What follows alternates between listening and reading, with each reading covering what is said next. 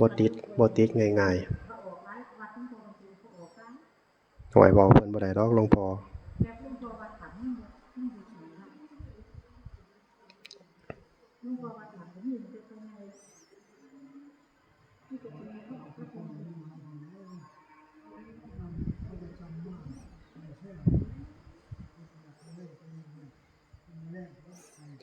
พุทโธธัมโมสังโฆพุทธรัตนังพุทโธธัมโมสังโฆพุทธรัตนังธรรมรัตนังสังฆรัตนังบ่ค่อยได้ไล่สดจักเทื่อบ่ค่อยได้ไล่สดแล้วก็บ่ค่อยได้เว้าพร้อมแหละสวดมนต์ก็สวดค่อยๆจังว่าเสียงมันบ่มีหลอดเสียงมันปิด ถ้าเว้าคู่มือซ้อมคู่มือสวดเปล่งเสียงดังๆคู่มือนี่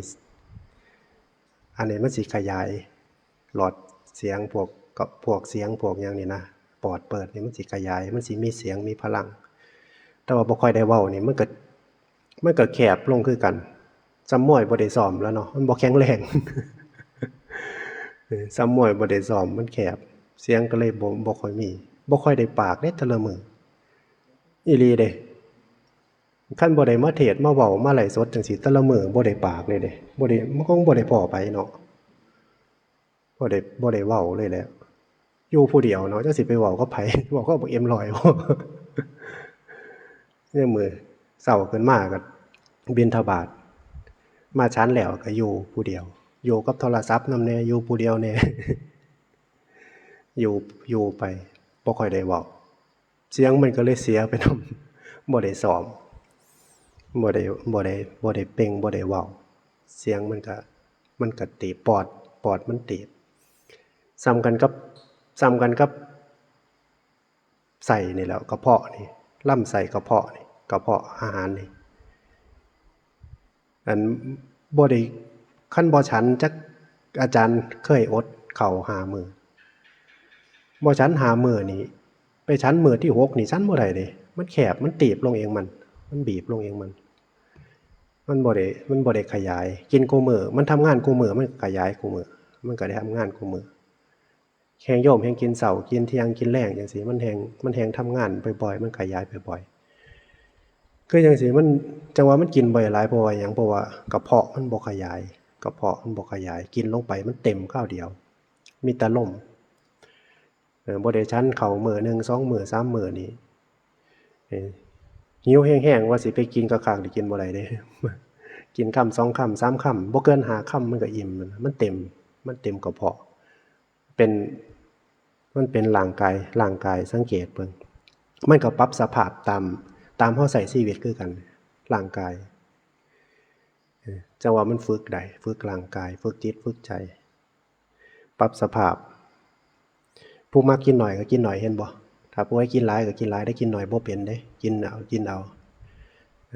ร่างกายมันก็ปรับสภาพตามที่เฮาใช้ชีวิตคือกัน ผู้เคยเฮ็ดเวียกก็เฮ็ดเฮ็ดเวียกบ่ได้เฮ็ดบ่เป็นตาอยู่เฮ็ด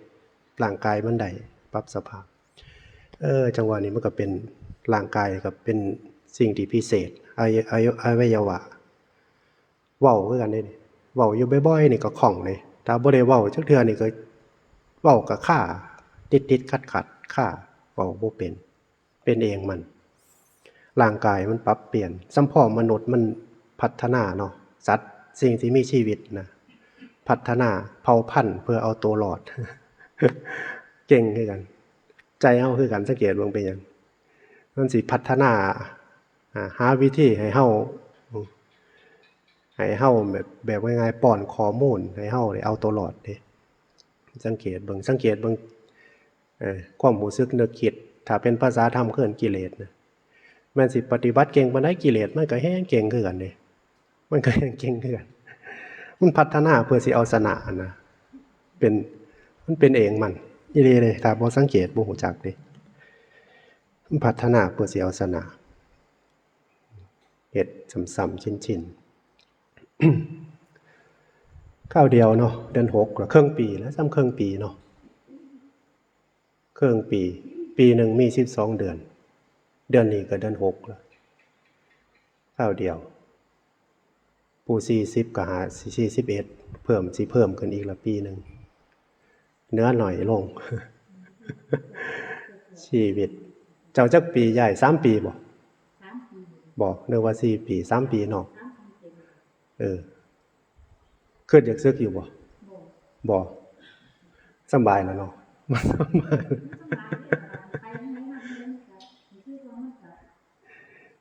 แม่ย่ายอันสิมาบวชเป็นจังได๋เป็นตามีบุญบวชเป็นตากลับมา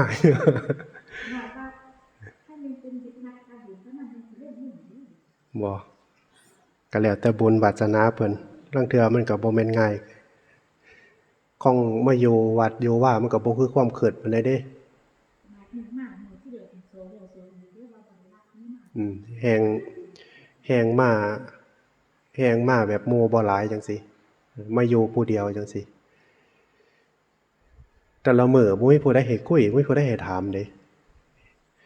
คันมีโทรศัพท์สิโทรไปเล่นนำผู้นั้นผู้นี้มันก็บ่คือเด้เนาะครูบาเนาะโทรอยู่ซื่อก็สิโทรไปเล่นนำเขาบ่มีธุระก็สิบ่ได้มีเรื่องสิไปคุยกันสิไปโทรถามข่าวกันสิไปพิมพ์ LINE พิมพ์นั้นหากันถ้าบ่มีธุระถ้าบ่มีเหตุ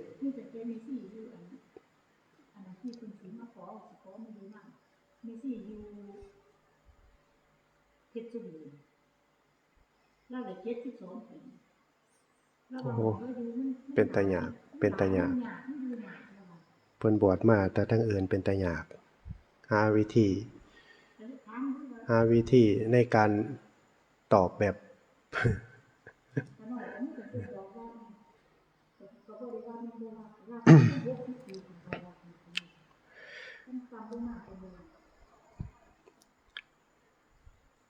วันวิสาขบูชา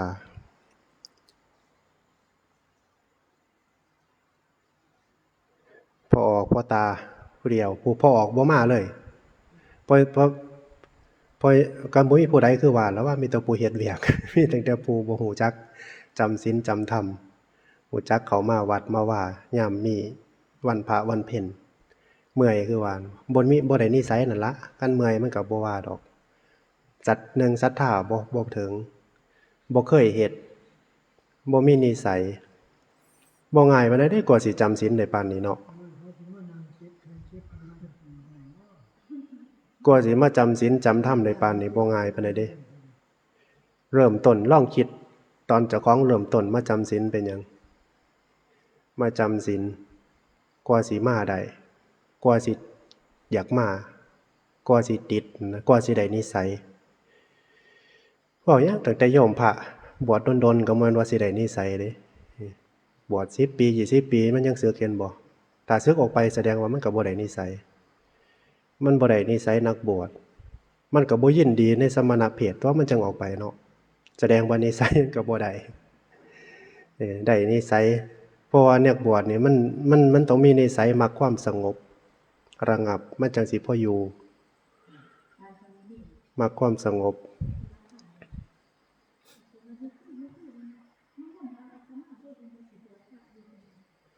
มักความสงบ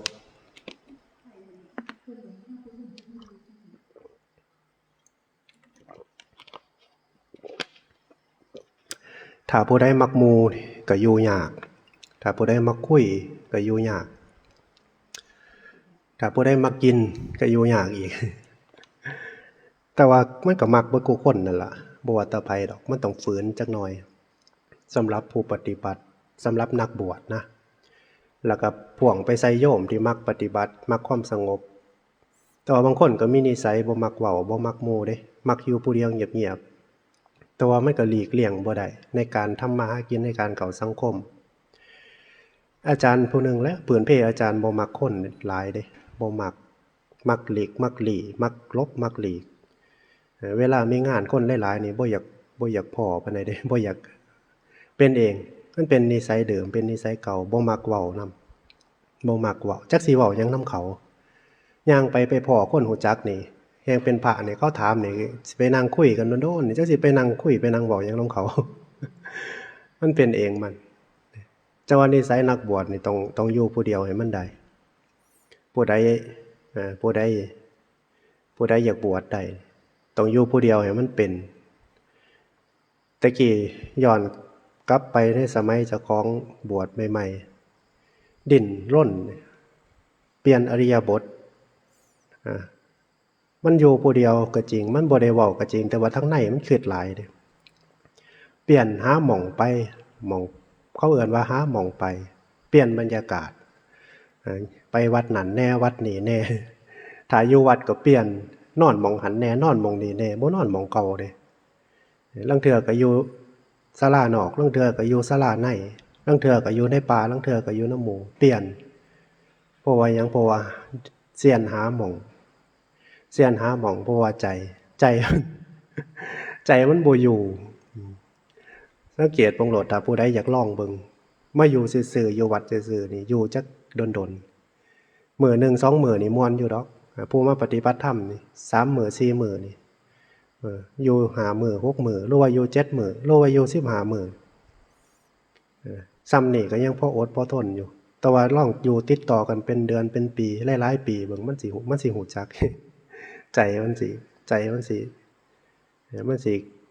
สิเซียนนะที่แรกอยู่ที่แรกว่าอยู่ที่แรกอยู่กับหมู่ที่แรกคิดเบิ่งโอ้3 4ผ่านมาได้3 4อยู่มาได้เท่ากูมื้อนี่ก็บ่ง่ายปานใดเด้มาอยู่นำเพิ่นใหม่ๆมาอยู่นำครูบาอาจารย์บวชใหม่ๆนี่โอ้ยอยู่ซื่อๆก็บ่ได้มันทุกข์อยู่สำบายหลายนะกินแล้วก็นอนอยู่แบบสำบายก็บ่ได้มันทุกข์อยู่ลำบากหลายก็บ่ได้เจ้าของก็บ่มีกำลังปฏิบัติแบบอุบจิตแบบลำบากคือครูบาอาจารย์คือหมู่ก็บ่ได้ต้องหาหม่องอยู่ให้มันพอดีบ่สำบายเกินไปแล้วก็บ่ทุกข์จนเกินไปถ้าคนเห็นเจ้าของก็บ่ยากหรอกแต่ว่าถ้าบ่เห็นเจ้าของนี่ยากอยู่บ่เห็นใจเห็นบ่เฮาสวดเบิ่งอันนี้ข้อวัดปฏิบัติมันก็ถ้าผู้ใดจับประเด็นใดก็อาจารย์ว่าบ่ยากเด้เฮาอยากนำความคิดเอาฟุ้งซ่านความคิดปรุงแต่งบางคนเขาวัดปฏิบัติมันคือจังเป็นเรื่องไกลตัวเรื่องของการละกิเลสเรื่องของเพิ่นบวชได้เพิ่นคือสิละทางโลกได้ปล่อยวางได้เนาะบางคนก็คิดเงิดนะโอ้เพิ่นคือเก่งแต่บวชเพิ่นคือสิละได้แฮงอ่ะนะหมู่เดียวกันนี่มันเงิดเถอะตัวไปพ้อกันนี่มันเก่งตัวจากคนที่เคยเล่นเคยใหญ่มานำกันเคยเล่นมานำกันบ่พอกันนี่มาหาเนี่ยมากะบ่กล้าเว้านำเด้เป็นเก่งๆเป็นเก่งๆเป็นเก่งเฮานั่นน่ะแสดงว่าเขาสิยอมรับหรือว่าเขาสิเงิดเฮาหลายเติบอยู่นะก็เกิดว่าอาจารย์คือบวชได้คือสิเป็นตะเงิดแห่งกันนะแนมเบิ่งเขาบ่กล้าเว้าบ่กล้าฮอดซบตาบ่กล้าฮอดเว้านำสังเกตเบิ่งเป็นเก่งๆเป็นเฮ็ดหยังบ่ถูกทั้งที่ใหญ่มานำกันเด้สนิทกันมาตั้งแต่สมัยเป็นโยมแสดงว่าใจมันกำลังพลังทั้งใจมันบ่มีมันถูกบุญบวชรู้เพศเป็นพระรู้ผ้าเหลืองคุ้มไว้บ่รู้จังได๋ก็บ่ได้สอบบ่ได้ถามหรอกว่าแต่ว่าสังเกตเบิ่งอากัปกิริยาท่าทางของโยมที่เคยใหญ่มานำกันเขามาหานี่สังเกตเบิ่งเขาเป็นเก่งๆเป็นบ่กล้าเข้าหาบ่กล้าเว้าปานใดสังเกตเบิ่งแต่ว่าวิธีปฏิบัติวิธีปฏิบัติทั้งศาสนาเฮานี่บ่ว่าจะเป็นพระเป็นโยมนี่ถ้าจับประเด็นใดบ่หลายดอกคือจังเฮาสวดนี่ก็เป็นข้อปฏิบัติเดียวเลยล่ะที่เป็นหนทางที่เป็นที่เทียบเคียงได้ที่เฮาสวดไปองค์หันนี่อริยมรรคมีองค์8นั่นถ้าผู้ใดสวดแล้วพิจารณาทำความเข้าใจไปตามนะบ่มีหยังหลายได้นั่นแล้วถึงแม้สิบ่ 100% แต่ว่าก็พอเข้าใจได้สำหรับผู้ปฏิบัติเขาสวดกันก่อนแรกเห็นบ่อีหยังสัมมาทิฏฐินั่นคืนก่อนนั่นสัมมาทิฏฐิมีหยังแน่สัมมาทิฏฐิความแปลออกมาแล้วคือความเห็นทิฏฐิความเห็นทุกคนย่อมมีความเห็นแม่นบ่ถ้าเฮาสิปฏิบัติทางศาสนาเฮาต้องน้อมจิตน้อมใจให้มาเห็นตามคำสอนทางพุทธศาสนาถ้าไปเห็นแนวอื่นก็คือนอกเหนือคำสอนนอกเหนือวิธีปฏิบัติ เห็นหยังก็สร้างน้อมเข้ามาให้มันเห็นอริยสัจเห็นบ่สัมมาทิฏฐิความเห็นชอบเห็นถูกเฮ็ดหยังก็ให้มันเห็นถูกอย่าไปเฮ็ดอย่าไปเห็นว่าเจ้าของมีความสุข เพราะว่าหยังเฮ็ดให้เฮาประมาทถ้าเห็นว่าเฮามีความสุขแล้วเฮาสิประมาทเฮาสิใจเฮามันสิฟู่ประมาทคนอื่นประมาทเรื่องนั้นเรื่องนี้ประมาทชีวิตนั่นล่ะประมาทในบุญประมาทในการใช้ชีวิต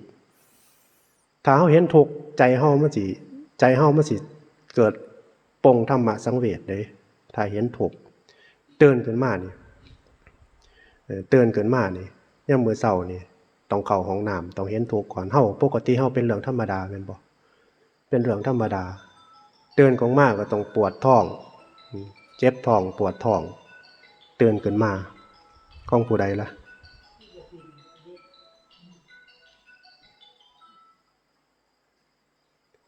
ปวดท้องเจ็บท้องถ้าคนภาวนาเป็นก็สิเห็นทุกข์จังสิอยู่เนืองๆนั่นนะสัมมาทิฏฐิคือเห็นสิ่งที่มันเกิดขึ้นเฉพาะหน้าเป็นทุกข์ปวดท้องเจ็บท้องเข้าห้องน้ำนั่นละปวดคู่มือได้หนอถ้าบ่ได้เข้าก็ทุกข์อีกถ้าได้เข้าก็ก็ซ่วงไปก็ต้องเข้าคู่มือนะความเห็นทุกข์อริยสัจเห็นเหตุของความเกิดทุกข์เห็นทุกข์ที่ดับไปแล้วก็หูจักหนทางแห่งความพ้นทุกข์นี่แหละเขาเอ่ยว่าความเห็นชอบแต่เฮาสวดเฮาพิจารณาภาวนาตามเกิดขึ้นยังในชีวิตให้น้อมใจเขาให้มันเห็นเหตุเกิดของความทุกข์ซ้ำกันกับพระสัมมาสัมพุทธเจ้าเพิ่นเกิดขึ้นเห็นบ่เกิดทุกข์ข่าวเป็นทุกข์ร่ำไปเฮาเกิดแน่ลูกเกิดแน่คนใดก็ได้ซ้ำล่ะเกิดขึ้นมาเกี่ยวของกับชีวิตเฮานี่เป็นก่อนทุกข์ชั้นดีเกิดทุกข์ข่าวเป็นทุกข์ร่ำไปพุ่นนี่มันเป็นวิธีเฮ็ดให้ใจเฮามันบ่ประมาทสร้างทิฏฐิที่มันเห็นความทุกข์คนส่วนหลายบ่เห็นลักษณะจังซี่ดอกคนส่วนหลายสิไปเห็นกินอิ่มนอนหลับได้กอบได้คั่วได้นั่นได้นี่มีความสุขก่อนนะมีความสุขซึ่งเพิ่นก็ตัดไว้อยู่สุขก็ได้สุขเวทนามันเกิดขึ้นแต่ว่ามันก็บ่แม่นดอกถ้าเป็นภาษาธรรมอีสีแท้เพิ่นว่าความสุขนั่นเป็นความทุกข์ที่มันดับไปพุ่นน่ะมันก็เลยคือจังเฮามีความสุขขึ้น ฟังยากอยู่เด้เนาะอันที่สองเห็นบ่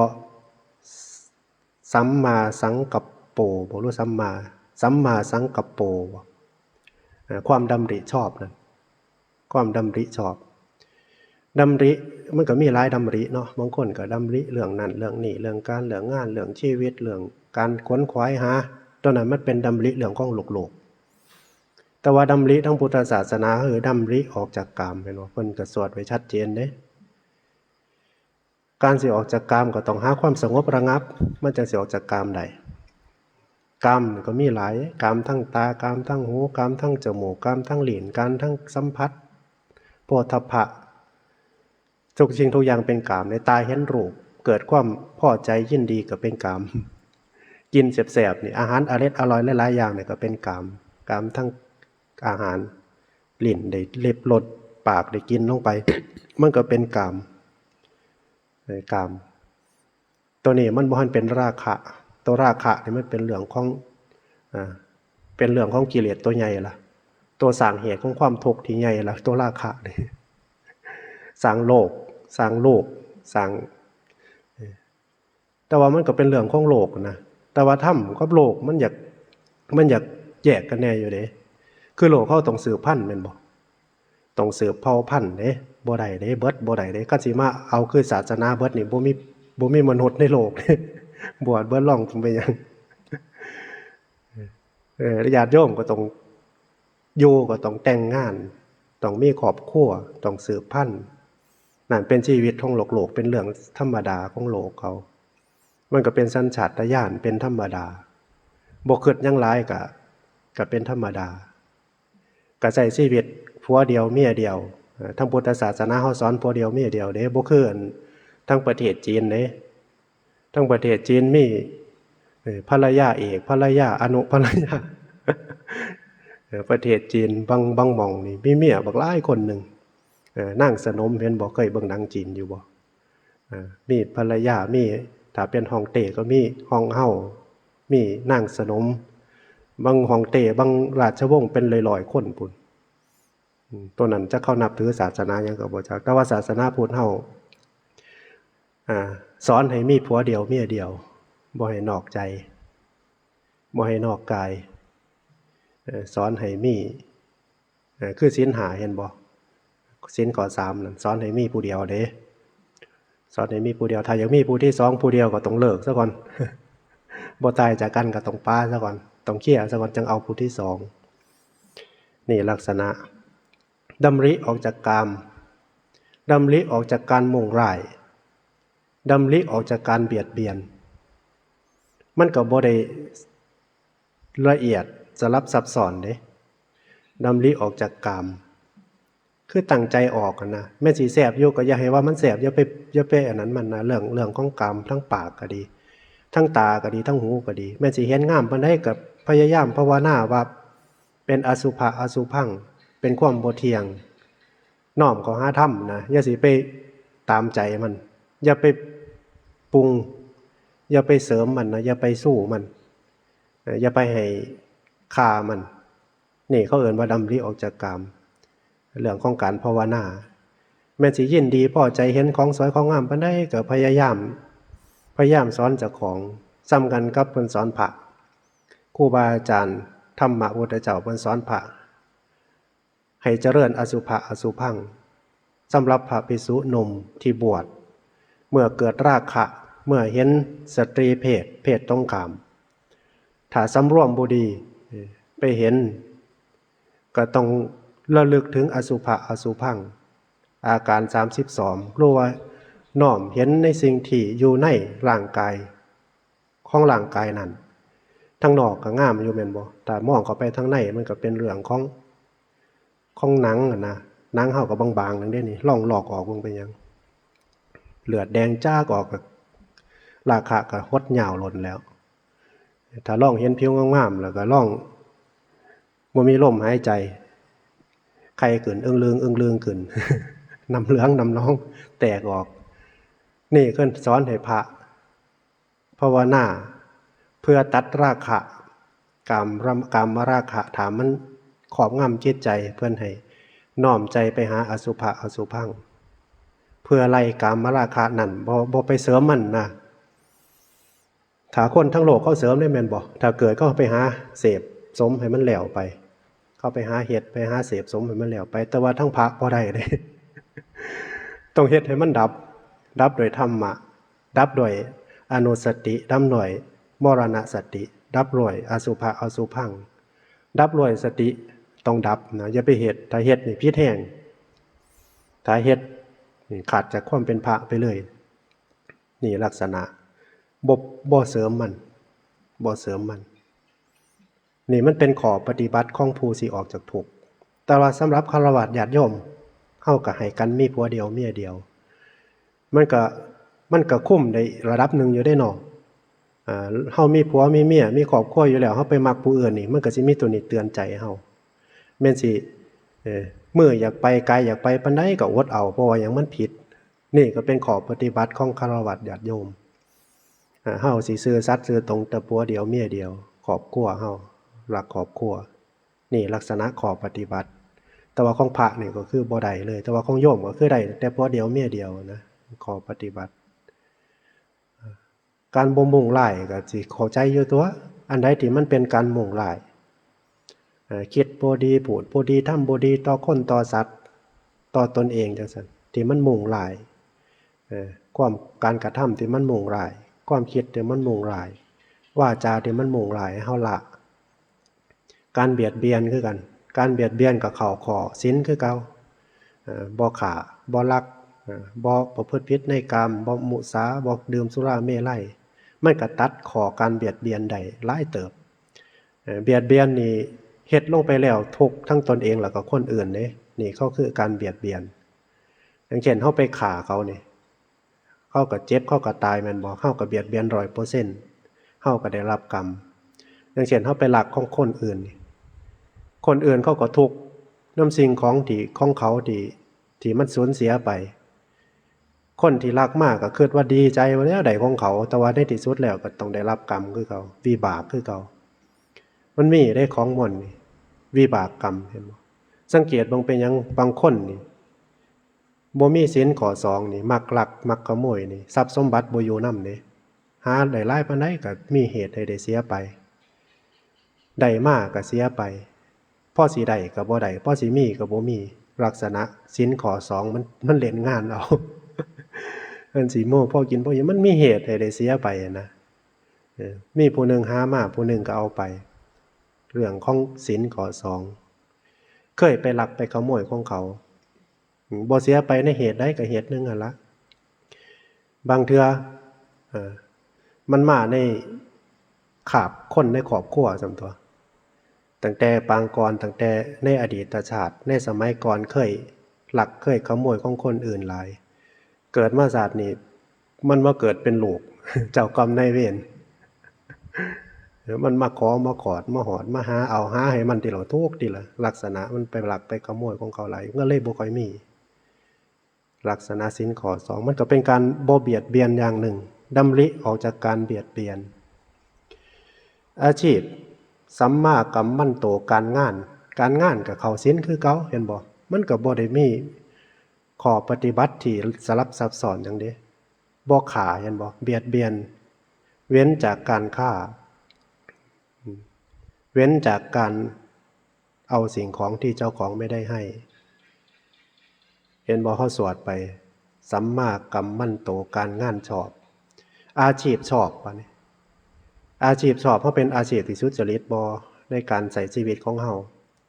อาชีพที่พระพุทธเจ้าเพิ่นตรัสไว้ห้ามก็มีหาอาชีพบ่ค้าขายสัตราอาวุธบ่ค้าขายยาพิษบ่ค้าขายสุราเมลัยบ่ค้าขายชีวิตบ่ค้าขายสิ่งที่มันเฮ็ดให้ไปประหัตประหารชีวิตคนอื่นมาเพื่อสิเป็นทรัพย์ของเจ้าของพุทธเจ้าเพิ่นให้ลดให้ละให้เว้นซะให้เว้นอาชีพเหล่านี้แม้สิถือกฎหมายอยู่ก็สร้างแต่ว่าเป็นบาปเป็นกรรมแต่ย่อมได้รับวิบากในผลภายภาคหน้าอาชีพสัมมาอาชีพเพิ่นก็บ่ได้เว้าหยังหลายตัวนี้เพิ่นก็สวดก็ว่าให้เว้นจากอาชีพที่บ่ชอบอาชีพใดที่มันชอบก็เฮ็ดถ้าอาชีพที่มันชอบมันถูกศีลถูกธรรมเฮาก็เฮ็ดไปค้าขายง่ายมือเฮ็ดหยังก็สร้างที่มันเป็นประโยชน์ต่อตนแล้วก็คนอื่นบ่เป็นโทษเว้นจากหาอาชีพที่พระพุทธเจ้าเพิ่นตรัสไว้นะมันก็คือของเพิ่นได้เนาะอย่างเช่นฆ่าสัตว์ขายนี่โอ้เป็นแต่เป็นบาปเป็นกรรมแต่เด้ฆ่าบ่แน่น้อยๆแม่นสิร่ำรวยปานใดก็สร้างอย่าไปอ่อนซ่อนกับเจ้าเด้อเห็นบ่เขาฆ่าไก่บริษัทใหญ่ๆนั่นฆ่ามื้อละเป็นหมื่นๆตัวนั่นเป็นอีหลาผู้ใดเจ้าว่ามันสิเป็นเกิดเป็นอาหารเฮาก็เฮาคิดเอาเองได้ว่ามันเกิดมาเป็นอาหารเฮา มันคิดเอาเองกันนะลักษณะแล้วขาคู่มือบางคนก็ขานั่นขานี่ขาเพื่อสิไปขายมันก็เป็นบาปเป็นกรรมเนี่ยอยู่ในของมวลนี่คิดเอานี่ละบ่ต้องไปหาเหตุหาผลยังมาอ้างหรอกคิดเพิ่งโหลดไผสิบ่ย่านเจ็บย่านปวดไผสิบ่ฮักชีวิตเจ้าของสัจจาว่าสิ่งมันก็มีลูกมีเต่ามีครอบมีครัวคือกันไปผากมันลางเทื่อมันก็เสียใจอยู่ได้แต่ว่ามันเป็นสัตว์ซื่อๆมันก็แสดงออกหยังร้ายบ่ได้นะเป็นไก่เป็นกาบางเป็นหยังถ้าเอาลูกมันก็ยอมบ่ยอมคือกันเด้ลูกมันนั่นเป็นม้าเนี่ยเขาไปใกล้ๆมันยังแห่สลดแล้วมันก็หักลูกมันคือกันเป็นปลาเห็นบ่ปลาคอถ้ามันเลี้ยงลูกมันนี่มันก็บ่ยอมคือกันเด้สิไปสอนเอาลูกมันก็เวียนอยู่หั่นเด้อมันบ่ยอมคือกันเฮาสิไปคิดว่ามันเป็นอาหารเฮาเขาเห็นแก่โตแห่งเฮาก็ได้ทุกสัตว์ทุกชีวิตมันก็รักชีวิตย่านเจ็บย่านปวดอยากรักตัวกลัวตายคือกันถ้าบ่ซั้นแล้วเฮาก็ต้องเว้นจากอาชีพการค้าสุราคือกันบางเทื่อมันถูกกฎหมายได้ขายสุรานี่เขาร่ำเขารวยกูมื้อนี่เห็นบ่เศรษฐกิจถ้าบ่มีสุราเมลัยนี่ขายบ่ดีได้เด้ถ้าร้านค้าเปิดแล้วบ่มีเหล้ามียานี่บ่ได้ขายเด้แต่ว่านั้นทั้งโลกมันอาจสิร่ำสิรวยสิธุรกิจได้ดีอยู่แต่ว่า มันเป็นบาปเป็นกรรมเว้ยสังเกตลงไปยังเขาซื้อไปกินบางคนเขาก็ไปขี่รถต่ำกันย้อนหยังย้อนเหล่าเขาขายไปหั่นละบางคนเจ็บพิการตลอดชีวิตบางคนกินแล้วต่ำกันกับจากขอบจากขั้วไปลูกยังน้อยๆอยู่บัดว่าเป็นจังได๋ล่ะรถขวมบัดว่าเมาบัดว่าไผขายให้เฮาขายให้เขา มันก็พ่วงมาลักษณะจังซั่นนะ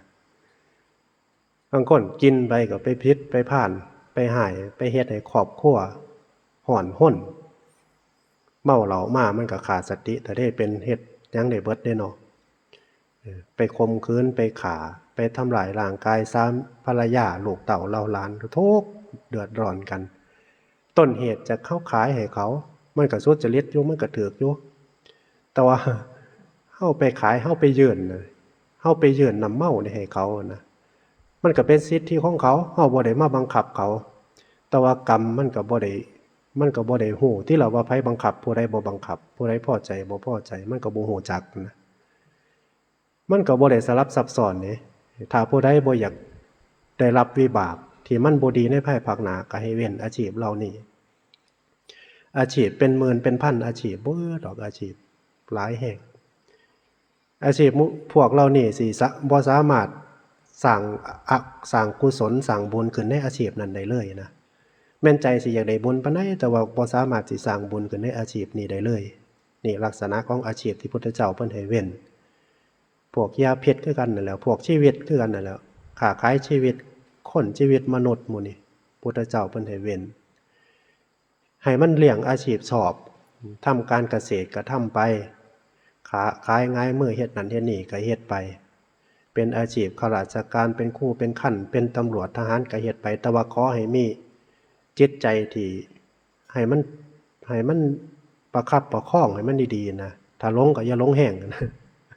อย่าเฮ็ดให้มันเป็นบาปแห้งนะลางเทื่อมันก็เว้ามันก็ง่ายอยู่แล้วแต่ว่าลางเทื่อการกระทำมันก็ยากแต่ว่าขอให้อย่าประมาทที่สุดถ้าเป็นตำรวจทหารก็ตั้งใจทำงานพวกนี้เป็นอาชีพที่เป็นประโยชน์แก่ชาติบ้านเมืองนี่พวกนี้เป็นครูเป็นตำรวจเป็นทหารพวกนี้ถ้าบ่คดโกงนะถ้าบ่มีการผิดศีลเข้ามาถ้าบ่มีการผิดศีลเข้ามาล่วงนำนี่เป็นอาชีพที่เป็นบุญพวกนี้เป็นอาชีพที่เป็นบุญเป็นประโยชน์แก่ตนเองแล้วก็คนอื่นแต่ว่าถ้าเฮ็ดผิดศีลก็อีกละบัดนี้ในที่สุดแล้วมันก็อยู่หม่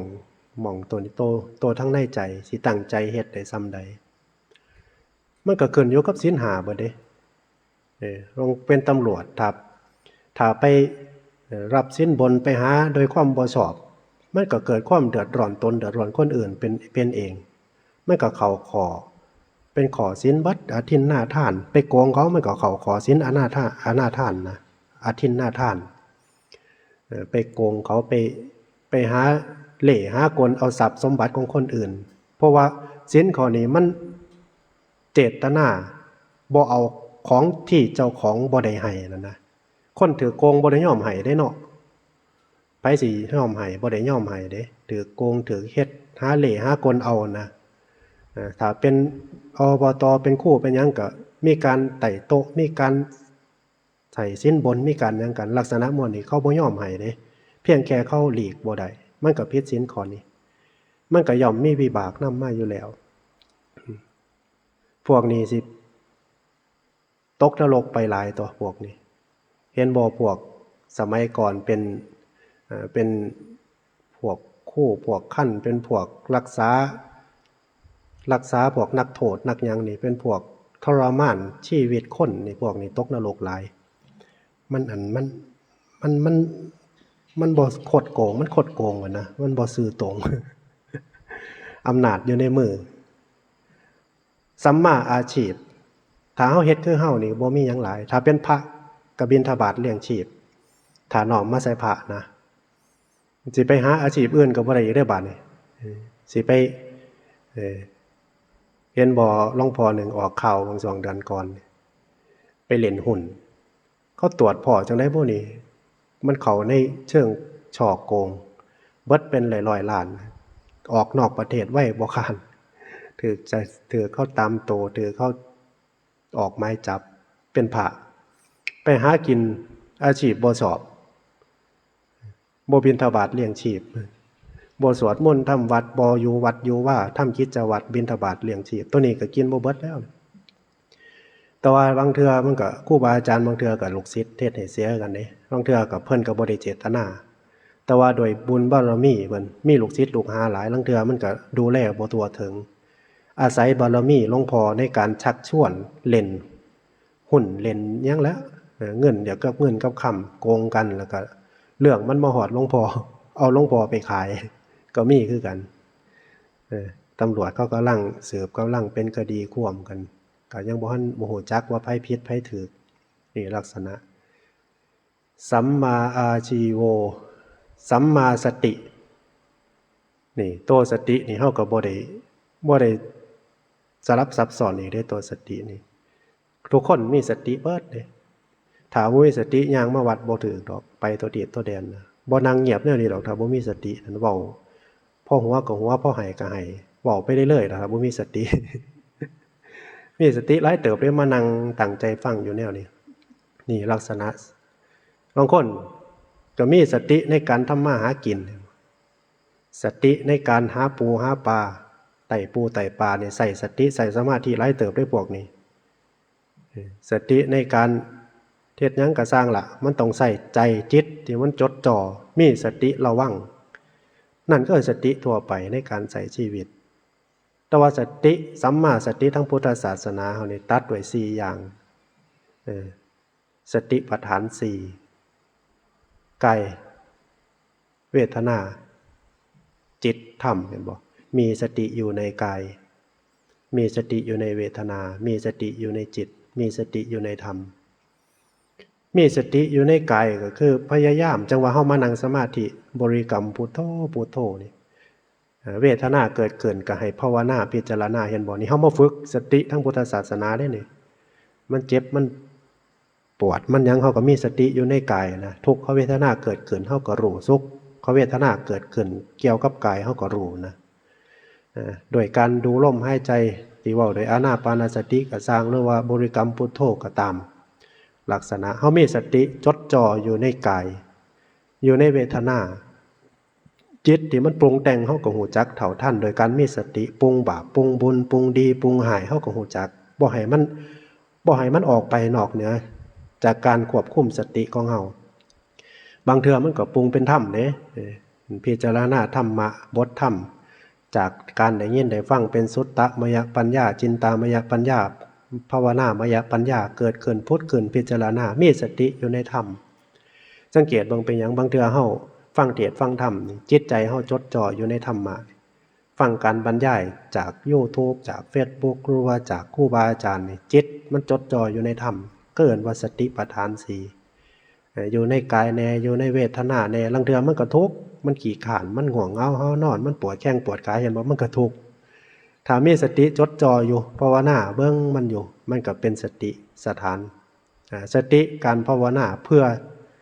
อออกจากทุกข์ของมันนี่เพื่อให้มันเข้าใจนั่นล่ะให้มันเข้าใจให้มันรู้สติแต่ว่าสติแนวอื่นก็เป็นสติคือกันสติหาเงินหาทองสติใส่ชีวิตสติอยู่กับบ้านกับซองสติเฮ็ดนั่นเฮ็ดนี่ก็มีสติคือกันแต่ว่ามันบ่แม่นสัมมาจังว่ามันก็มีกรอบข้องขอบปฏิบัติอยู่สมาธิคือกันนะสมาธินี่ต้องตั้งท่าแน่ถ้าเป็นสมาธิทางพุทธศาสนาขาขวาทับขาซ้ายมือขวาทับมือซ้ายตั้งกายให้ตรงดำริสติให้มั่นบริกรรมดูลมหายใจเข้าดูลมหายใจออกลมหายใจเข้ายาวก็รู้ออกยาวก็รู้นี่อานาปานสติเบิ่งไปจนมันเกิดปีติเกิดสุขเกิดปฐมฌานเห็นบ่เฮาสวดไปปฐมฌานทุติยฌานตติยฌานจตุตถฌานเห็นบ่มันเกิดขึ้นอาการตามนั่นล่ะตามที่เฮาสวดนั่นถ้าเฮาเฮ็ดได้ถ้าเฮานั่งได้บางคนก็นั่งเป็นมื้อเป็นคืนบ่เด้ปฐมฌานเกิดขึ้นวิตกวิจารเกิดขึ้นวิตกวิจารดับลงเหลือแต่ปีติสุขดับลงเหลือแต่สติเป็นธรรมชาติเฮาก็ฝึกแต่ว่าส่วนหลายมันสิผ่านตัวเวทนาบ่ได้นั่งไปคราวหนึ่งมันปวดมันก็ลุกหนีลางเทื่อบ่ลุกหนีมันเกิดนั่นเกิดนี่หลายมันก็บ่สงบมันก็ลุกหนีมันบ่ทันได้ฌานหยังอยู่บ่ทันได้ปฐมบ่ได้ทุติบ่ทันได้ฮอดฌานได้อยู่ มันมันผ่านจิตที่มันปรุงแต่งบ่ได้นั่งลงบางเทื่อว่าสิเอาชั่วโมงหนึ่งบ่พอหานาทีอยู่มันหายก็นั่งก้อยมดแดงก็โลดจักแม่นหยังตัวแม่นหยังมันผ่านตัวปรุงบ่ได้เขาเอิ้นว่าสังขารปรุงแต่งนั่งลงปรุงโลดดอกถ้าหลับตาลงถ้าคนใช้ชีวิตมาหลายๆน่ะคนใช้ชีวิตทำการทำงานมายามมื้อแลงสินั่งสมาธิก็น่าเด้แฮงคือยังถูกเติมนี่นั่งคิดหลายกว่าเก่า ลักษณะของแต่ว่าถ้ามีขันติถ้ามีความอดทนแม่นสิทุกข์แม่นสิปรุงมาได้ก็อดบริกรรมพุทโธพุทโธขวางมันไว้อยู่เป็นชั่วโมง2ชั่วโมงเป็นดนๆมันสิคอยระงับลงดอกเขาเอ่ยว่าการปรุงแต่งสังขารระงับลงมันสิเกิดปฐมฌานเกิดปิติสุขเกิดวิตกวิจารเรื่องนั้นสงสัยได้บาด ได้ก็สุขแน่ได้ก็คิดแน่ได้ก็ถามตอบแน่มันก็เป็นเรื่องจังซั่นแต่ว่าทั้งหมดทั้งมวลแล้วก็ขึ้นอยู่กับบุญวาสนานิสัยเก่านำคือกันบางคนบ่นั่งดนเด้เกิดปฐมฌานก็โลดเด้นั่ง10-20นาทีมันหน่อมไปเคยเป็นฤาษีชีไผ่เคยเฮ็ดมาบางคนบ่เคยมันก็นั่งดนแน่ลางเทื่อนั่งชั่วโมง2ชั่วโมงกับอาจารย์นี่ชั่วโมงนึงนี่นั่งคิดนั่งเข็มซื่อๆชั่วโมงที่2จังไข่แน่ถ้านั่งผู้เดียวได้พอ2ชั่วโมงนะถ้าครูบาอาจารย์ผู้เพิ่นฝึกสมาธิเป็นประจำเนี่ยเพิ่นนั่งเป็นคืนนั่งตั้งแต่ทุ่มนึงจนฮอดตี 5ออกบิณฑบาตมับพุ่นแล้ว นั่งถ้ามันได้ฌานสมาธิแล้วมันอยู่ง่ายนักบวชนั่นมันมีกำลังเพราะว่ากิเลสบ่ครอบงำใจพลังสมาธิมันหลายสติมันเนียนแม่นแน่นสมาธิมันหลายจังว่าถ้าผู้ใดฝึกสมาธิได้นี่ได้เขาเอิ้นว่ามีทุนหลายเติบมีทุนมันสิมีสติมีสมาธิตั้งมั่นนะมีฌานเป็นเครื่องอยู่แล้วมันก็อยู่ง่ายที่นักบวชเนาะยามมื้อเช้ายามมื้อแลงบ่เฮ็ดหยังหน้าที่เดินจงกรมนั่งสมาธิเอาความสงบเป็นเครื่องอยู่มันก็ม่วนแล้วแต่ว่าถ้าเฮ็ดบ่ได้มันทุกข์เด้อบาดนี้มันทุกข์มันต้องเสียนคือจังอาจารย์ว่านี่ลุกแน่นั่งแน่เข้าพุทธหม้องนี้ไปหม้องหัน ใจมันบ่สงบแต่ว่ากายมันออกมาอยากสงบลักษณะเห็นบ่เฮาสวดกันปฐมฌานทุติยฌานตติยฌานเห็นบ่สัมมาสมาธินี่ละข้อปฏิบัติของอริยมรรคมีองค์8เฮานำไปปฏิบัติได้เฮานำไปฝึกหัดประพฤติปฏิบัติได้สิ่งที่เฮามันเป็นกรอบของข้อวัดปฏิบัติแน่อยู่เด้แต่ว่าทั้งหมดทั้งมวลถ้าเป็นผู้มีปัญญา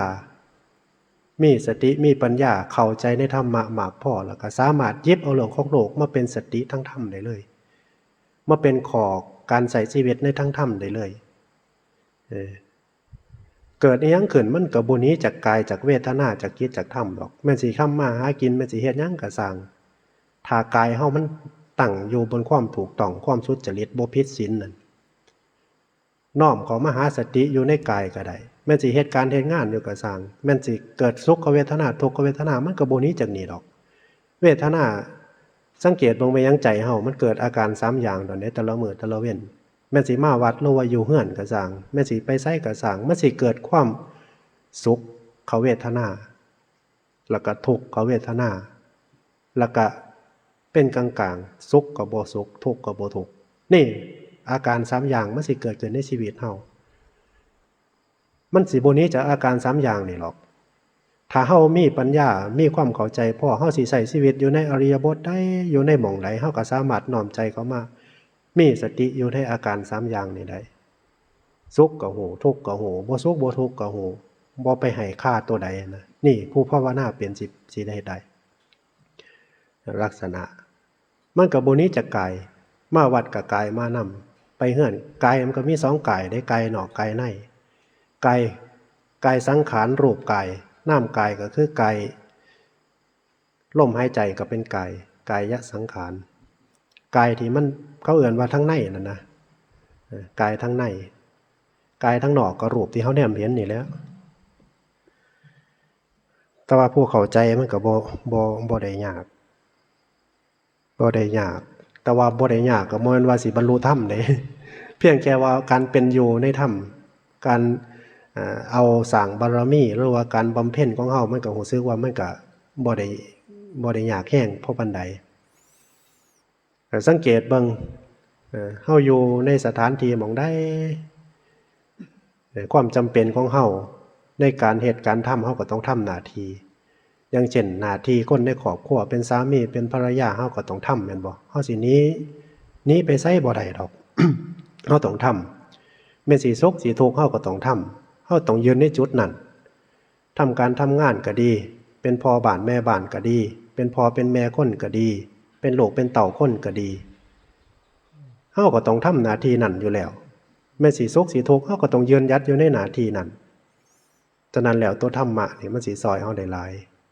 ช่วยเฮาบ่ฟุ้งซ่านช่วยเฮาบ่คิดหลายช่วยเฮาบ่คิดสั้น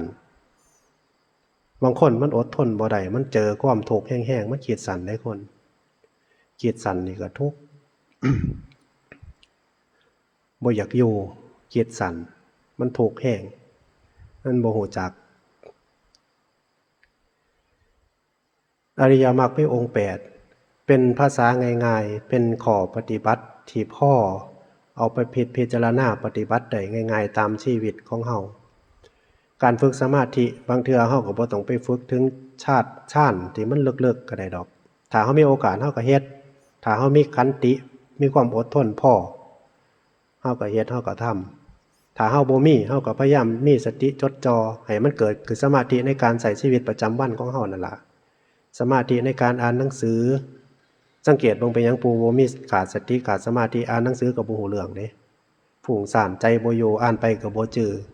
แต่ว่าถ้ามีสมาธินี่ใจมันสิจดจ่อมันสิจื้ออ่านหยังมันก็จำได้มันก็อ่านได้บางคนก็นิวรณ์ครอบงำอ่านอยู่ก็หาโว้ยนิวรณ์ครอบงำข้อปฏิบัติตัวนี้มันก็เป็นข้อปฏิบัติของอริยมรรคมีองค์8ในการใช้ชีวิตทั้งฆราวาสกับปฏิบัติใดทั้งพระกะละเอียดลงไปอีกอาชีพของพระการเป็นอยู่ของพระมันก็มีสมณะสารูปมีวินัยหลายมันก็ละเอียดลงไปอีกสิ่งที่เฮาเฮ็ดในที่สุดทั้งหมดทั้งมวลแล้วก็ละบาปนั่นล่ะกายวาจาใจทั้งสิ้นทั้งมวลคือบาปทั้งหลายทั้งปวงพยายามละมีสติอันใดเป็นบาปรู้สึกว่ามันเฮ็ดแล้วพูดแล้วทำแล้วคิดแล้วมันเป็นความทุกข์ความเดือดร้อนใจเจ้าของหรือว่าเดือดร้อนคนอื่นเฮาก็พยายามละสิ่งใดที่มันเป็นคุณงามความดีเป็นบุญเป็นกุศลเป็นประโยชน์แก่ตนเองและคนอื่นเฮาก็พยายามขวนขวายเหตุนี่ตัวนี้ก็สำคัญคือกันละบาปบำเพ็ญบุญพยายามทำหน้าที่ของเฮาให้มันดีๆทั้งใจก็ฮู้จักภาวนาคืออาจารย์เว้าเมื่อเช้าฮู้จักความเข้ารู้ของความเป็นจริงทุกข์ก็ฮู้ว่าเฮากำลังทุกข์สุขก็ฮู้ว่าเฮากำลังสุขบ่ถ้ามันสุขนี่มันก็บ่ได้ทุกข์บ่ได้ปานใดดอกมันสำบายแต่ว่าถ้าทุกข์นี่มันต้องใช้ความอดทนแหน่จักหน่อยเฮาถ้าเฮาทุกข์เฮาอยากเศร้าทุกข์เฮาก็แฮงทุกข์ซ้อนได้แม่นบ่สังเกตเบิ่งเป็นหยังถ้ามันทุกข์กับเรื่องใดเรื่องหนึ่งถ้าอยากหนีนี่ถ้าอยากให้มันเศร้าทุกข์นี่มันก็แฮงเกิดความทุกข์ที่มันซ้อนกันขึ้นมาทุกข์แล้วก็ยังอยากเศร้าทุกข์อีกมันก็แฮงทุกข์เติมมันนะมีตั้งแต่ตั้งสติยอมรับอดทนไปให้มันผ่านไปแล้วก็แล้วไปแต่ว่าการทำใจลักษณะนี้ก็บ่ง่ายคือกันเด้ยากอยู่มันเป็นเรื่องของจิตของใจขันติตโปติติขาขันติเป็นธรรมเครื่องเผากิเลสอย่างยิ่งตัวนี้ก็เป็นธรรมะพื้นฐานเป็นข้อปฏิบัติพื้นฐานใส่ได้ทั้งโลกแล้วก็ทั้งธรรมถ้าขาดความอดทนก็ยากอยู่เป็นเรื่องของสร้างบารมีก็ดีหรือว่าเรื่องของการหาอยู่หากินใช้ชีวิตก็ดีเป็นธรรมเครื่องเผาสิ่งที่มันขับข้องของใจอยู่ในหันเกิดขึ้นหยังก็สร้างอดทนให้การเวลาบางเทื่อมันก็ผ่านไปได้โดยความอดทนเด้บางเทื่อชีวิตพังโดยความอดทนบ่พอก็มีเด้เกิดความโกรธขึ้นมาความอดทนบ่พอไปทำลายไปฆ่าไปแกล้งเขาก็ติดคุกติดตารางบางคนก็ติดตลอดชีวิตเห็นบ่บางคนก็ถูกประหารชีวิตนึงก็พังไปเลยเป็นบาปเป็นกรรมตกนรกมกใหม่ทั้งโลกนี้แล้วก็โลกหน้าความอดทนนี่เป็นธรรมะเป็นอาภรณ์ของทุกคนที่มีธรรมเลยล่ะ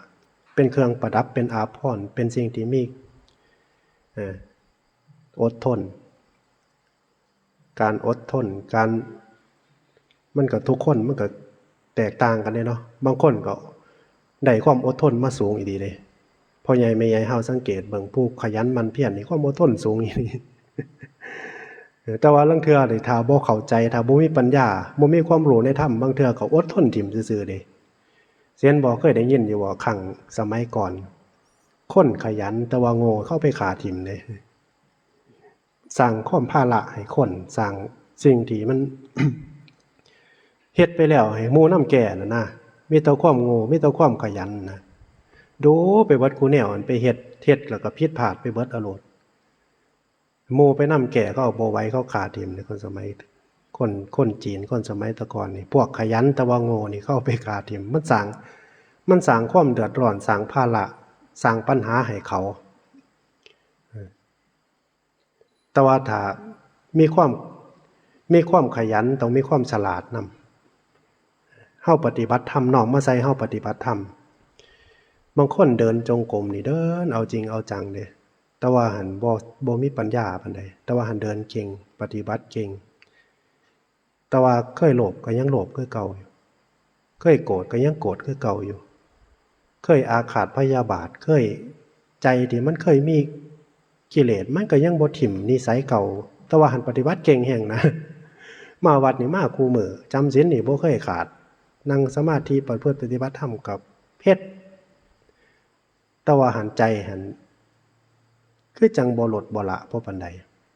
นี่เขาเอิ้นว่าบางเทื่อเฮ็ดหลายแต่ว่าปัญญาบ่เพิ่มบางคนเฮ็ดบ่ค่อยหลายเด้แต่ว่าหันละความโกรธความโลภละกิเลสในใจได้ละกิเลสละเป็นคนเบาบางจากกิเลสได้ฮู้จักปรับโตวางโตฮู้จักกันนะฮู้จักข่วมซะฮู้จักวิธีปฏิบัติบ่โลภการใดควรการใดบ่ควรความโลภเกิดขึ้นในใจฮู้จักละจักลดบางคนนี่เฮ็ดเอาจริงเอาจังแต่ว่าบ่จักตัวนี้เคล็ดมันอยู่หม่องนี้เด้หม่องโตลดโตละอริยบทการเปลี่ยนแปลงนี่ก็เป็นโตซอยเป็นการบังทุกข์เป็นการเปลี่ยนนั่งแน่เดินแน่ยืนแน่นอนแน่เป็นอริยบทเปลี่ยนเพื่อให้เฮาบ่ทุกข์นั่งดนถ้าบ่ลุกมันก็ทุกข์ลุกดนมันถ้าบ่นั่งมันก็ทุกข์นั่งดนถ้าบ่นอนมันก็ทุกข์นอนดนถ้าบ่ลุกมันก็ทุกข์มันก็เลยเปลี่ยนไปเดินไปยืนไปนั่งไปนอนเปลี่ยนไปเปลี่ยนมานี่เป็นอริยบทเคล็ดลับมันอยู่หม่องลดหม่องละเขาวัดมาโดนๆนี่เขาวัดเขาว่าฟังเทศน์ฟังธรรมประพฤติปฏิบัติมานี่ตรวจตราเบิ่งจิตเบิ่งใจตรวจตราเบิ่งสภาวะทั้งในเจ้าของจิตใจเฮาสะอาดผ่องใสจิตใจเฮาลดละจิตใจเฮาปล่อยเฮาว่างได้มากน้อยเพียงใดตัวนั้นได้ตัวมันสิเป็นผลลัพธ์ถ้าสอบก็สอบเอามองหันนะมองการกระทำก็เป็นการกระทำอยู่ก็ดีอยู่บ่แม่นว่าบ่ดีแต่ว่าเฮ็ดหลายๆอ่านหลายๆไปสอบบ่ผ่านก็บ่ได้คือกันนั่งสมาธิเก่งเดินจงกรมเก่งแต่ว่าความโกรธไผไปส่วนก็บ่ได้ว่าแม่นต่อแม่นแตนโลภก็เป็นของเพิ่นเป็นอยากได้ไปเถียงเอาเบิดน้ำปู่น้ำคนน้ำปูนั่นบ่ได้แต่ว่าหันเข้าวัดปฏิบัติธรรมเก่งสอบบ่ผ่านเท่านั้นอ่านหนังสือหลายอยู่เฮ็ดหลายอยู่แต่ว่าสอบบ่ผ่านลักษณะเคล็ดลับเคล็ดวิชามันอยู่หม่องหันใจเฮามีความเบาความสบายลดละความโลภความโกรธลดละกิเลสได้มากน้อยเพียงใดตัวนั้นล่ะตัวเป็นเกตวิชาการกระทำการเฮ็ดมันเป็นการเปลี่ยนอริยบทบางทุกของเฮาซื่อๆดอกเปลี่ยนไปเปลี่ยนมาเปลี่ยนนะมันอยู่ก็หม่องบ่ได้นะมันสิอยู่ก็หม่องบ่ได้มันสินอนไปเลยก็บ่ได้มันสินั่งไปเลยก็บ่ได้มันสิเดินไปเลยก็บ่ได้มันต้องเปลี่ยนเดินเปลี่ยนนั่งเปลี่ยนนอนใจตัวหนึ่งความเพียรชอบอาจารย์ลืมอริยมรรคมีองค์8สัมมาวายโมกความเพียรชอบเพียรนี่คือเพียรทั้งจิตทั้งใจบ่แม่นว่าดูทั้งกายอีหยังดอกกายดูนี่ก็ดีอยู่แต่ว่าถ้าใจเพียรได้เห็นบ่บาปที่เกิดขึ้นกับเพียรละบาปที่เกิดขึ้นแล้วเห็นบ่เฮาสวดไปถ้าเฮาแปลแล้วเฮาพิจารณานำเฮาสิเห็นบทนี้ สัมมาวายาโมความเพียรชอบเพียรละบาปที่เกิดขึ้นในใจเพียรป้องกันบาปที่บ่ทันเกิดขึ้นบาปที่เกิดขึ้นแล้วก็ละเพียรสร้างกุศลที่มันเกิดขึ้นกุศลเกิดขึ้นแล้วก็เพียรรักษากุศลนั้นไว้ในใจเพียร4ข้อนี่เห็นบ่มันก็เป็นการเพียรบาปเกิดขึ้นแล้วก็เพียรละเพียรระวังบาปบ่ให้เกิดขึ้นถ้ามันเกิดขึ้นมันเพียรมันรักษาไว้บ่ทันมันเกิดขึ้นก็ละเพียรละก็พุทโธธัมโมคือเก่าก็บ่หนีตัวนี้ถ้าเกิดอิหยังเกิดเฮาก็พุทโธขวางไว้แม่นบ่ถ้าเกิดอาการทั้งใจบ่ดีถ้าเป็นบาปเป็นกรรมเกิดขึ้นในใจคิดบ่ดีคิดเป็นอกุศลคิดเป็นบาปก็พุทโธเห็นบ่ถ้ามันปรุงแต่งฟุ้งซ่านหลายก็พุทโธเห็นบ่นั่นคือความเพียรนั่นเพียรสร้างกุศลพุทโธเนี่ยก็เป็นกุศลล่ะกุศลเกิดขึ้นคือบุญเกิดขึ้นเพียรสร้างบุญเกิดขึ้นในใจให้มันหลายๆเฮามาวัดมาว่าใส่บาตรญาติน้ำทำบุญทำทานมารักษาศีลนี่คือเพียรสร้างบุญให้มันเกิดขึ้นในจิตในใจให้มันหลายๆเฮาเฮ็ดจังซี่เพื่อเฮาสิรักษาบุญที่มันเกิดขึ้นในใจให้ได้นานๆเพื่อป้องกันบาปนี่คือความเพียรชอบบ่แม่นว่าเพียรไปเฮ็ดหนังดอกเพียรทั้งพุทธศาสนาถ้าเพียรทั้งโลกก็เพียรทำมาหากินขยันมันเพียรหาอยู่หากินเพียรสร้างการสร้างเงินสร้างนั่นสร้างนี่เฮาก็เพียรไปทั้งโลก แต่ว่าก็สามารถเฮ็ดงานเฮ็ดการกับเพียรทั้งในก็ได้คือกันถ้าคนเข้าใจเฮ็ดงานอยู่กับเพียรละบาปเกิดขึ้นกับเพียรละแต่ว่ามันหันยากเพราะว่ายังใจเฮาไปคิดเรื่องงานบ่ได้มานั่งมานอนมาเดินมายืนอยู่คืออยู่วัดใจมันก็บ่ได้ไปคิดนำงานหน้าที่มันก็จดจ่ออยู่กับการสร้างบุญสร้างกุศลคืออยู่วัดแต่ว่าถ้าเมื่อเฮาเฮ็ดงานบ่เทื่อมันก็ไปจดจ่อเว้ากับลูกค้าเว้ากับหมู่กับพวกจดจ่ออยู่กับการกับงานมันก็เลยเพี้ยนยากแต่ว่าถ้าผู้มีจิตที่เข้มแข็งแล้วก็เพี้ยนบ่ยากดอกเฮ็ดงานอยู่ก็เพี้ยนพุทโธไปนำคือจังแม่ใหญ่เน็ตแม่ใหญ่แป้มดกอันใบอันนั้นก็ตัดอันไว้กับพุทโธไปนำกันแต่ว่าอย่าไปตัดมือเจ้าของนี่ไปตัดลวงตอนอันพวกมีอาชีพที่พอสามารถเพี้ยนได้มันตัดความอยากได้บ่อยากได้นะความหมายนั้นตัดความฟุ้งซ่านตัดความปรุงแต่งอดีตอนาคตได้ความเพียรสร้างกุศลนี่พุทโธธัมโมนี่เพราะว่าเหตุของความเกิดทุกข์คือมันคิดไปทั้งหน้าคิดไปทั้งหลังนั่นล่ะคิดขึ้นมาแล้วมันทุกข์กันล่ะนี่ล่ะคือเหตุของความเกิดทุกข์คือความคิดปรุงแต่งนั่นถ้าเฮาบ่เพียรพุทโธธัมโมอยู่ในใจมันก็คิดเรื่องนั้นคิดเรื่องนี้แต่ว่าเฮาก็ต้องแยกแยะเด้เวลาเฮาสิคิดเรื่องการเรื่องงานเฮาก็คิดเด้บ่แม่นว่าเฮาสิไปคิดตั้งแต่พุทโธอย่างเดียวเฮามีงานมีการเฮาก็ต้องคิดตอนนั้นมันบ่ผิดดอกคิดเรื่องงานเรื่องการคิดหาวิธีบ่แม่นว่าคิดอยากได้คิดอยากเอาคิดเห็นอดีตที่มันทุกข์คิดเห็นอดีตที่มันยากลำบากเท่านั้นคิดบ่มีประโยชน์คิดให้มันทุกข์ซื่อๆแต่บางคนนั่งอยู่ซื่อก็คิดเห็นลูกอีนี่มันว่าให้กูผู้นั้นมันว่าให้กูนั้นมันเว้าให้กูทุกข์น้ำตาไหลไปคิดถึงเรื่องที่บ่เป็นประโยชน์อดีตที่มันผ่านมาแล้วคิดถึงอนาคตจังได๋กูคืออยู่ผู้เดียวเนาะไผเนาะสิเบิ่งกูยามเฒ่ายามแก่ยามตายกูสิไปจังได๋ตอนนั้นก็ทุกข์อีกมันคิดบ่มีประโยชน์มันคิดไปทางหน้าคิดบ่ถูกแต่ว่าคิดวางแผนการทำมาหากินเกิดโลดมันบ่ผิดดอกตัวนั้นปัจจุบันอาจารย์บ่ให้คิดไปทางหน้าอยู่ซื่อๆบ่ต้องคิดเรื่องนั้นบ่แม่น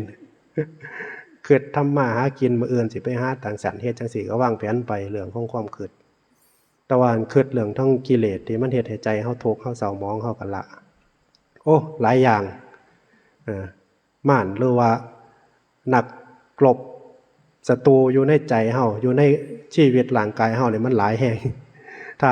สติปัญญาความเฉลียวฉลาดบ่เพียงพอนี่ก็แพ้นะแพ้มันก็เล่นงานเฮาได้บ่ว่าแตะไผดอกมันเป็นเรื่องจังซั่นอ้าวพอดีพองามเมื่อยเว้าหลายก็เจ็บลิ้นปีบ่ล่ะอนุโมทนาสาธุนำไม่ออกพอออกมาจำศีลวันวิสาขบูชาอยู่ดึกหลายก็ที่ตนผู้เฒ่าเจ้าของกับถ้าผู้ใดอยากมีความเพียรอยู่เด้อก็เอาเทียนไปไต่เดินจงกรมอยู่ทั้งล่างอยู่หน้ากุฏิเจ้าของ นั่งสมาธิประพฤติปฏิบัติก็กุฏิไผกุฏิมันอยู่ผู้ใดมีกำลังมีความเพียรพอก็อยู่จนแจ้งก็ได้วันสำคัญวันวิสาขะผู้ใดมีความจำเป็นมีความเพียรบ่ถึงก็ดึกๆแน่4 5 ทุ่มเที่ยงคืนก็พักผ่อนมื้อวันเสาร์ตี 3เฮาก็ลุกมานั่งสมาธิทำวัดเสาร์รวมกันอีกค่ำคืนนี้ก็อนุโมทนาสาธุนำทุกท่านทุกคนเจริญพรเตรียมตัวกราบพระกราบ